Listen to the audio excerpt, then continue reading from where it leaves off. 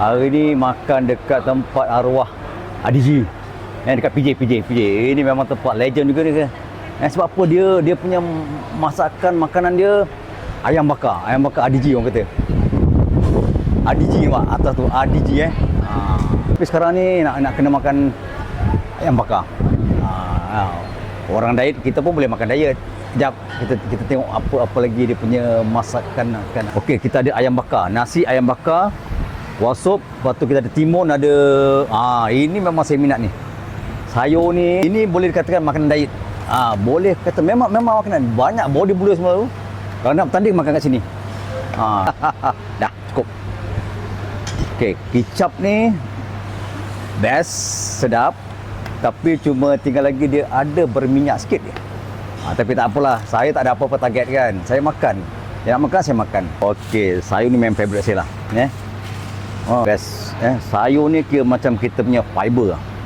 Okey, baru boleh duduk. Jom. Sayur ambil lah banyak mana pun. Ambil free flow sayur. Lama tak apa kena nasi dengan ayam bakar ADG ni. Lama dah. Dulu apa semua kat sini. Jom makan. Bismillahirrahmanirrahim. Allah mabarkan.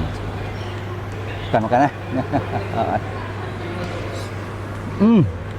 Nampak tak ada apa, tapi saya dah buat analisis. Dah buat kajian. Saya tengok keadaan dia berminyak sebenarnya. Ada. Saya dah tanya dah yang tukang buat ni. Memang dia letak minyak sikit.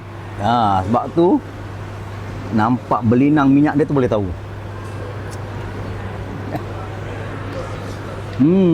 Dok.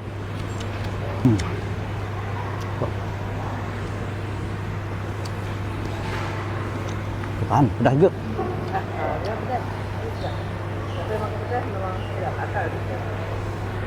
Pakai tilapi memang sedap. Dia punya sambal ni memang sedap. Sambal kecap dia ni. Tapi mem dia banjir. Sedap tapi cuma dia pedas. Ingat dia pakai cili padi. Wah.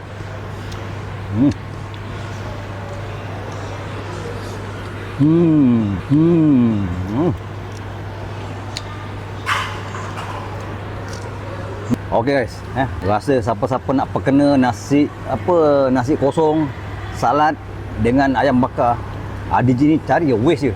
Rasanya ADG ikan bakar atau ayam bakar, ADG ayam bakar, cari je, jumpa dekat area PJ. Pasti jumpa. Alright. Jangan lupa subscribe, like, comment dan share. Okey, kita jumpa lagi.